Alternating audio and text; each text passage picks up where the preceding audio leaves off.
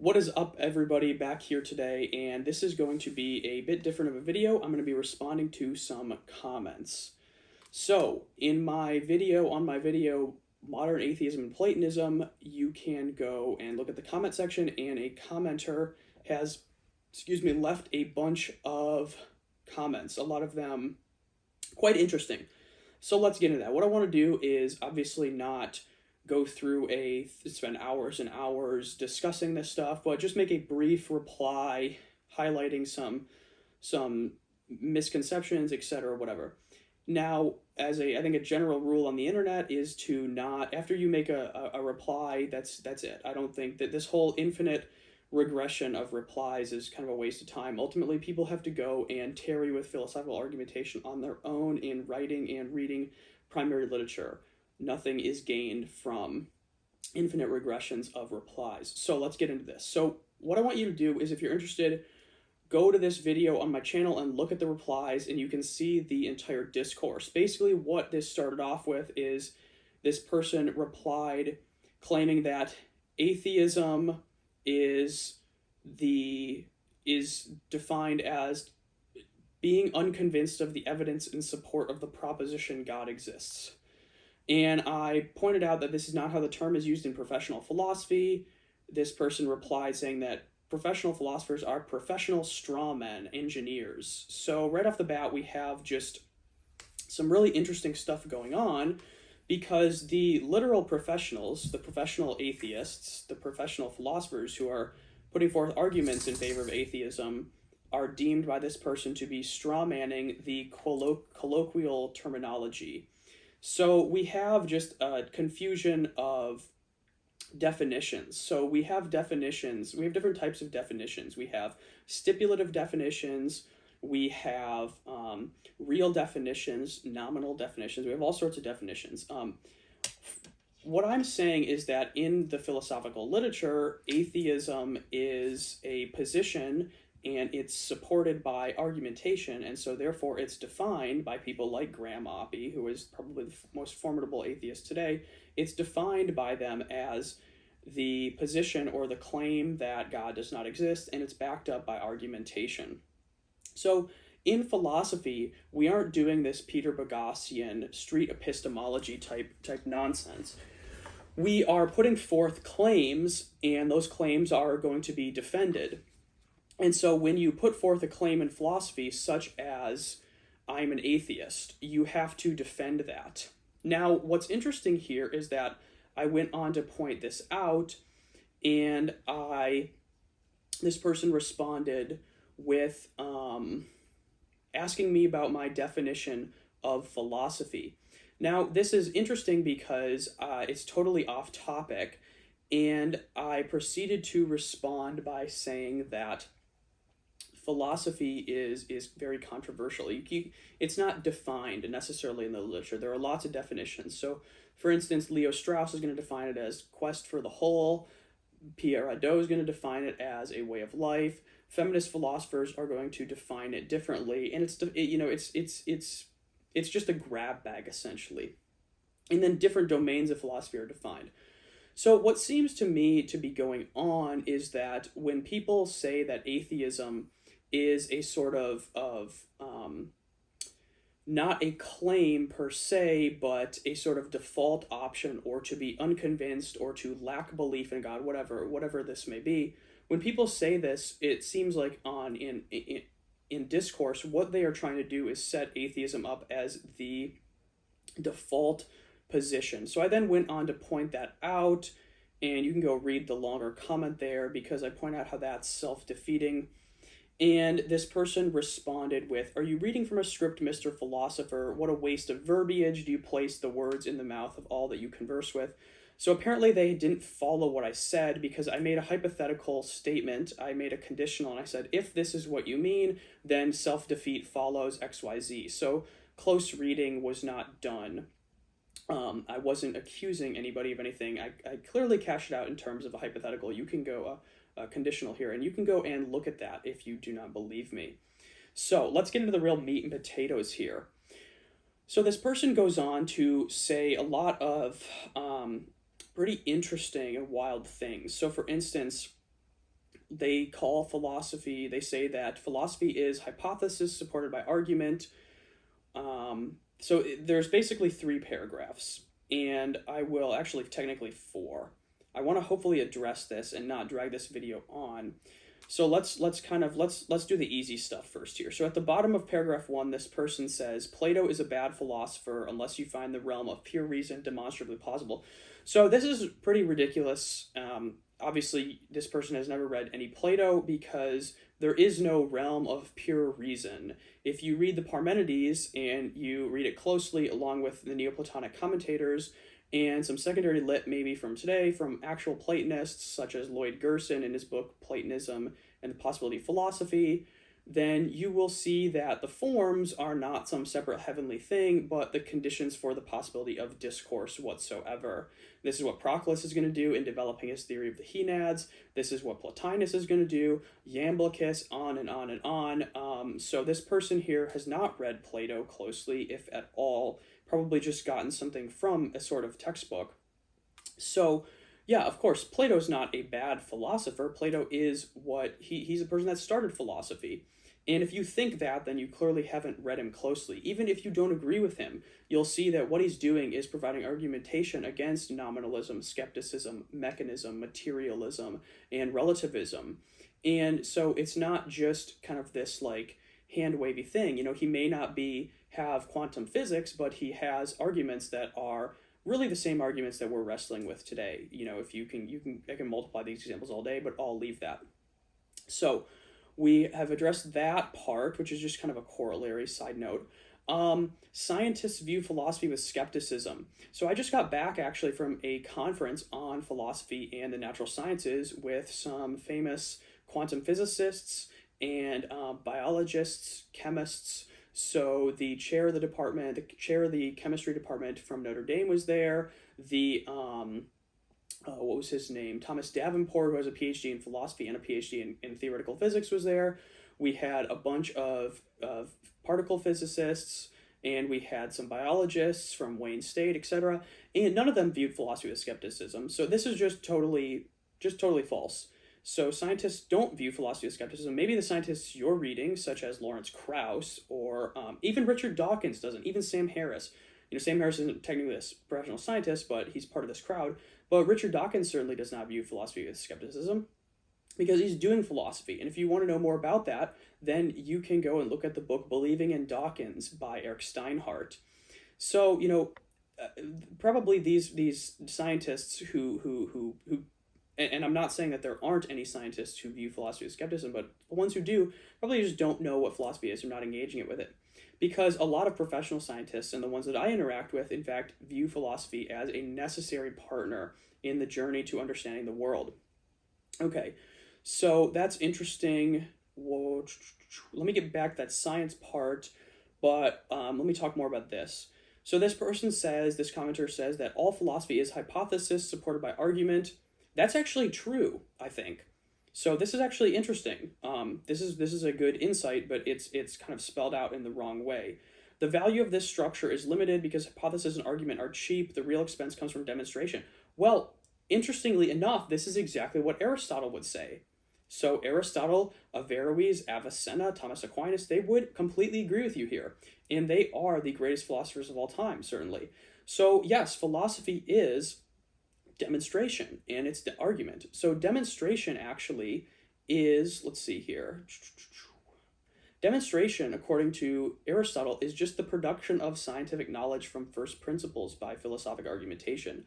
So you have subconsciously or unconsciously agreed with Aristotle here in saying that philosophy, demonstration, is necessary. To have knowledge, you have to demonstrate it. Now, I'm sure that you would come back here because I'm being sort of facetious with this.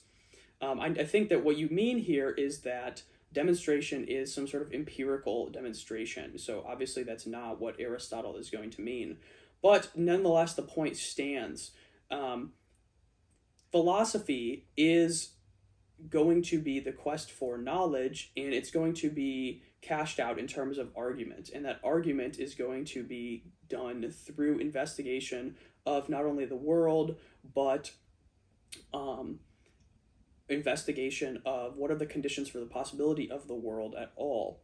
And so then that is how we get to demonstration. So I think really what the point of this first paragraph seems to be is that science is superior to philosophy in that it can demonstrate things. I think this is really what the paragraph is trying to say. Science is demonstrating things empirically, whereas philosophy is not. So again, that just simply begs the question as to why empiricism is to be privileged over Aristotelian demonstration. Okay, so in other words, why exactly should I privilege empirical evidence in favor of Aristotelian or philosophic demonstration when actually that seems to be in some ways more certain? So what you'll find here in these comments is really just the privileging of the sort of modern Western, in really postmodern, post-Enlightenment worldview that is saturated with a Humean empiricism of you know, science is the only way to knowledge. But the problem with all of this is that it just abounds in self-defeating paradoxes. So, for instance, if I'm sure, as this person would probably agree, if science is the only way to knowledge, well, that claim itself can't be vindicated by science. It has to be vindicated by philosophy. And again, regards to this first paragraph here, if we are talking about demonstration in regards to only empiricism, empirical evidence, well, that itself has to be vindicated by philosophic argumentation. Why exactly does empirical evidence have to be preferred? What exactly is empirical evidence? How do we cash that out? What are the methods we're going to use? All of that is just, in essence, doing philosophy. I mean, that's what philosophers of science are doing. Let me make one more point here. I don't think that this person understands what philosophy is really doing with regard to science. And this is probably because not a lot of people read history of philosophy or are engaged with this sort of dialectic. So it seems to me pretty clear that what philosophy is doing with regards to science itself is justifying the preconditions for the possibility of science. Okay? So hold on, I'm just looking at my notes to see if I missed anything. So philosophy is essentially justifying the preconditions for the possibility of science. And so what that seems to cash out in terms of is what Aristotle's doing in Physics Book 1, Chapter 2, and what people today like Edward Fazer, Robert Koons are doing. And so you can think about it this way in terms of a concrete example. We can put forth arguments like this. We can say, for instance, that change seems to occur in the world, yet change is something coming from what was not already there in the first place. Therefore, change is something coming from nothing, which nothing comes from nothing whatsoever, and so change is actually impossible. And it seems like what we have here is a damning argument against the possibility of science itself from Parmenides. And we can put forth other arguments, such as Humean arguments surrounding causation. And we can say that causation in the world doesn't actually exist because we cannot empirically see it. Or we can say that causation as a concept is incoherent because it involves necessary connection and necessary separability. This is in fact what David Hume does. And because of that, causation is concluded to not be a real feature of the world. So just by there's very brief two arguments, we have concluded that change and causation are not features of reality. Yet we can then go on to say, well, then how is science even possible at all? Because science really does rely on notions of causation. Okay, you have to say, for instance, that the cell causes this to happen, or you have to say to do physics that X causes Y. You have to say to do chemistry that this causes this reaction. Okay, so you need causation as a concept.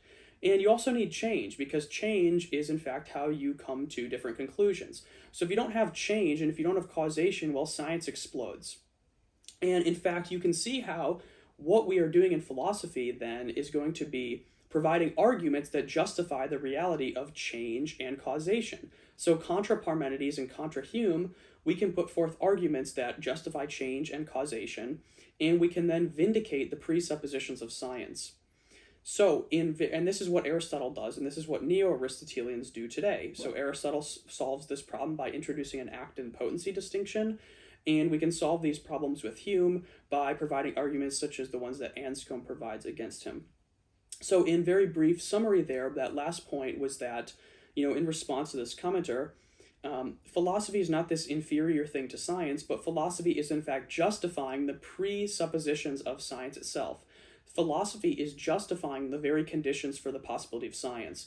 In order to do science at all, philosophy needs to vindicate its presuppositions, such as change, causation, mental intentionality, the reality of the external world, stuff like that. And so, this is how I think that philosophy is operating. And it's pretty interesting. You can go and take a look at the book Aristotle's Revenge if you're interested in this. You can look obviously at the physics of Aristotle if you're interested in this, and so on.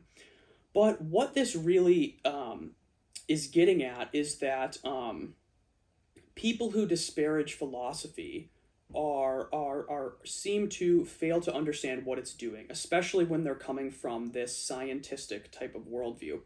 People who disparage the reality of philosophy don't understand that what it's doing is it's operating at the most fundamental level of reality, and it's justifying certain preconceptions about the way the world is. It's justifying or it's attacking those. That's what it's doing. But I think the main point to take away from this is that if you want to recognize that science is even possible, you have to recognize that philosophy is playing a vital role in defending science from critics like Hume, Parmenides, and other people. Okay, so that's a lot going on there. Let's see here. There's obviously an undercurrent here about God and scientism. There's a lot that I can touch on here, but what I'll do is I'll talk about this. So science. This is not explicitly said here, but it's definitely an undertone. Science cannot prove or disprove the existence of God. So God is not a being. God is not an object. God is not a sky daddy. He's not a dude flying up there or sitting on a throne. This is just a kind of like anthropocentric view. So, for instance, Xenophanes, he was an ancient thinker, and he's often quoted. You may have heard of him. He's often quoted as vehemently criticizing the gods, the Greek gods, and he's often quoted by a lot of internet atheists. He's got that famous quote that if horses had gods, if horses could have religion, then their gods would be in the image of horses. Okay, so you've probably heard this before. Yet what is not quoted is that he talks about a one beyond all, and that Xenophanes is actually deeply religious, if you look at his actual writings and not internet caricatures of him. But Xenophanes, his point with this is that in making gods out to be these things, these determinate objects in reality, we are in fact disparaging them and not paying reverence to what they truly are. Let me make sure everything is working right with the camera. Okay, so we should be good. I'm going to go for about another 5 to 10ish more minutes. So Xenophanes is saying that the gods are not these determinate things. In fact, there is one beyond, and that is in fact God, or the one, or the ineffable. And this is really what Christianity, Judaism, Islam, Neoplatonic paganism is doing. They are talking about a one beyond, and God is not a determinate object like a man in the sky, but the condition for the possibility of all things. Okay, so the reason why science can't prove or disprove the existence of God is because science operates it operates by a mode in which it investigates the physical reality. And God, being the condition for the possibility of this physical reality, or as Plotinus would say, the power of all things, or as Dionysius would say, totally ineffable, hidden God, or, as Plato would say, the good, as Aristotle would say, the unmoved mover, as Aquinas would say, ipsum esse, however you want to cash this out, whatever tradition, science investigating the material physical world cannot, in principle, find God, because God doesn't exist anywhere. He's the condition for existing. He is, very roughly speaking, existence itself. Okay, so of course he's not a determinate thing that you can go out and search and find with the scientific method, which doesn't technically exist. Scientific method. You can go look at the Stanford Encyclopedia on that. So yeah, science cannot prove or disprove the existence of a thing which is not contained in the world. Okay, so that's something to keep in mind. Now, what science can do is science can provide evidence that is consistent with premises in arguments that can be used to justify a probabilistic conclusion about whether or not God exists. So what do I mean by that? Well, science can provide you with evidence in support or against certain premises. So for instance, the classic example is the Kalam cosmological argument. If everything begins to exist, or everything that begins to exist must have a cause, the universe began to exist, therefore the universe has a cause. The universe here is being defined as the totality of material things, so therefore this thing that caused it must be immaterial. Okay, whatever. Science can provide you with evidence that it doesn't either goes against or goes in support of the second premise there. And so that is what, in fact, like things like the Big Bang Theory, redshift, etc., all those things do. And that is, in fact, what things like bouncing universe theory, multiverse theory, whatever, do, is they are consistent with or give some little bit of support in favor of one premise, premise two going one way or the other. But again, science here is not going to ever find God or not find God or disprove him or prove him or whatever you want to say. It can't do that because God is not a being in the material universe, okay? And so, this whole talk about science proving, disproving, it's total nonsense. If you really want to get down and dirty with this, what you can try to do is show that there are inconsistencies in God and things that science does show with some sort of degree of probability, such as evolutionary theory. So you can try to show that evolutionary animal suffering leads to a probabilistic conclusion that God can't exist. Okay, that's in fact, I think, the best way to utilize science in favor of a sort of atheism or agnosticism. If you're a theist, what you can do is show that the conditions for the possibility of reality, in fact, necessitate something that is not part of reality.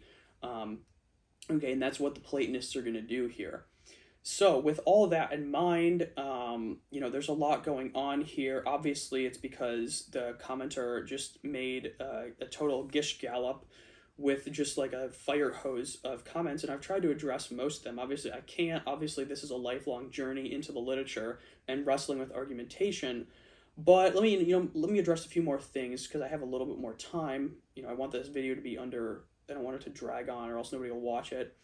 So back to this whole atheism thing.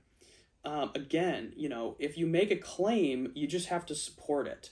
And I pointed out that if you're going to make a claim that atheism is, in fact, a sort of like lack of belief or not finding arguments persuasive, well, you have to support why you don't find those arguments persuasive or why you lack belief.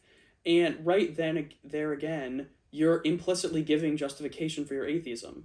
So the claim that this commenter made is parasitic on my definition of atheism or collapses into it. Okay, so anytime you say, I don't find this argument persuasive, this argument for theism persuasive, or anytime you say I lack a belief in gods, you are giving a sort of reason for your atheism, and so therefore you're justifying it, because you need to show why you lack a belief or why you don't find those arguments persuasive. So once again, here we fall into this self-defeating notion. So that's quite interesting to think about. If you, again, and then pragmatically speaking, if you want to advance dialogue, you have to just justify your claims. Let me say this also.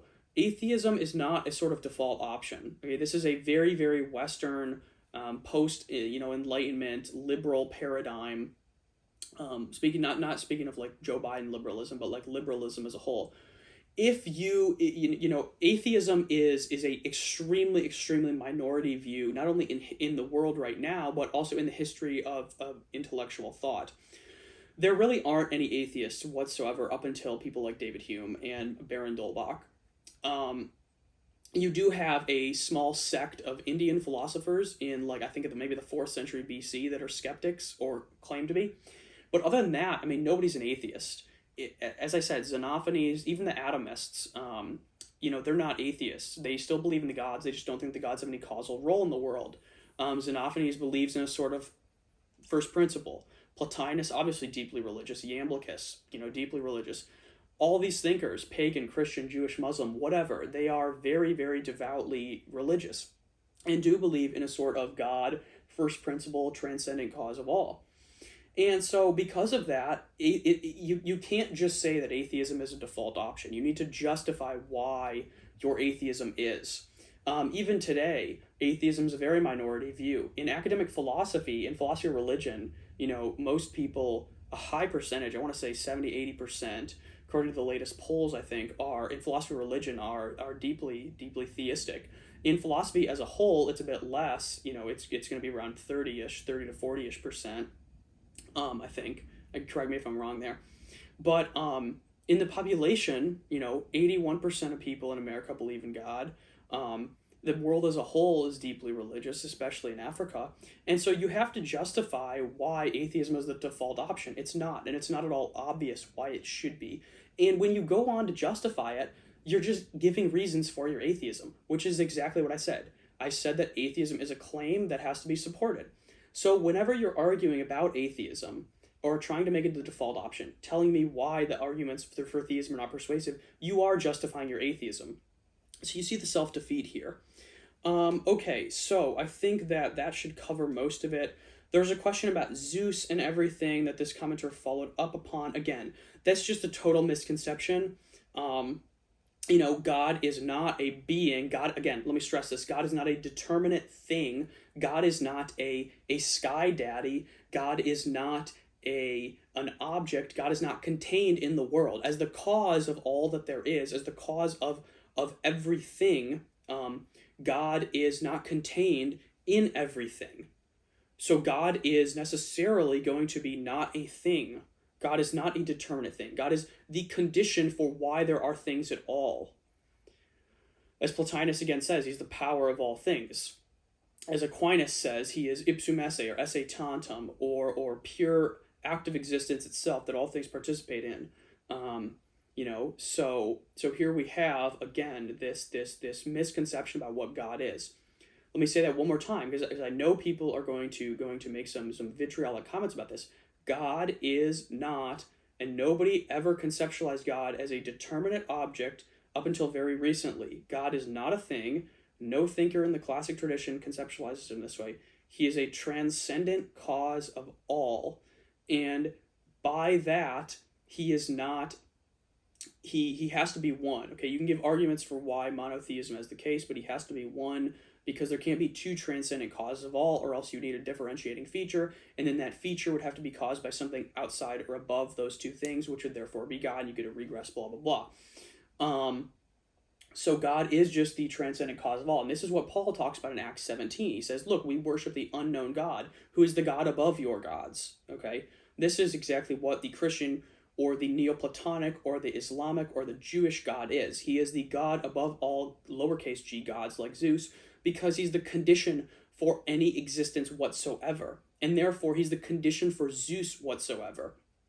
Now, you can get into a lot of debates, and this will be the last thing I close with. You can get into a lot of debates of how Zeus, Hades, Poseidon, Odin, whatsoever, and ask whether or not they exist. This is very interesting, actually, because I'm tempted to say that they might exist insofar as we specify what we mean by what they are.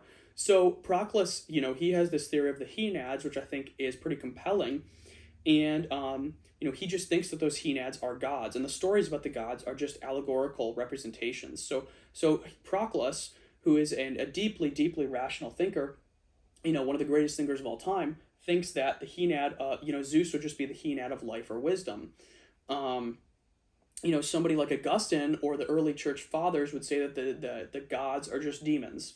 And that's totally plausible, I think. So, in that case, it's totally plausible that Zeus or Odin would exist. They would either just be a Henad, and the stories about them would be purely allegorical or metaphorical, designed to help us in our lives, or they would just be demonic, And so I think that's a totally plausible move to make. As for demonstrating that a God doesn't exist, yeah, you can do it. I mean, certainly look at what Graham Oppie does. Look at what Schellenberg does. Look at what J.L. Mackie does. You know, you provide Bayesian arguments. You can provide metaphysical arguments. You know, you can provide all sorts of arguments. You can provide Occam's razor type arguments. Whatever you want to do, you can provide arguments against the existence of God. But again, that's going to be cashed out and done in lengthy treatises with a lot of distinctions and a lot of hard philosophical work. So with all that, you know, this video has been like 30 minutes long or something. I think that's sufficient of a reply. I touched on everything. I clarified what philosophy is, what philosophy is doing in relation to science. I clarified what exactly God is, and how all these notions of atheism are just going to be self-defeating, because in spelling them out and in telling me why these arguments are not persuasive, you're just justifying your atheism, which is exactly what I said in the first place. Atheism is a position that needs to be justified. So with that in mind, hope you guys get a lot out of this video. Thanks for watching.